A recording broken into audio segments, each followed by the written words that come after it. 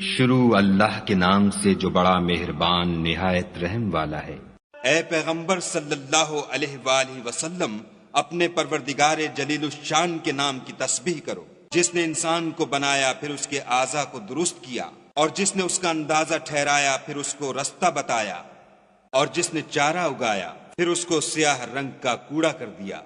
ہم تمہیں پڑھا دیں گے کہ تم فراموش نہ کرو گے، مگر جو خدا چاہے، وہ کھلی بات کو بھی جانتا ہے اور چھپی کو بھی۔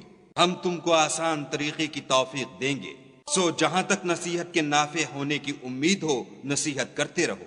جو خوف رکھتا ہے وہ تو نصیحت پکڑے گا، اور بے خوف بدبخت پہلو تہی کرے گا، جو قیامت کو بڑی تیز آگ میں داخل ہوگا، پھر وہاں نہ مرے گا نہ جیے گا۔ بے شک وہ مراد کو پہنچ گیا جو پاک ہوا، اور اپنے پروردگار کے نام کا ذکر کرتا رہا اور نماز پڑھتا رہا۔ مگر تم لوگ تو دنیا کی زندگی کو اختیار کرتے ہو، حالانکہ آخرت بہت بہتر اور پائندہ تر ہے۔ یہی بات پہلے صحیفوں میں مرقوم ہے، یعنی ابراہیم اور موسیٰ کے صحیفوں میں۔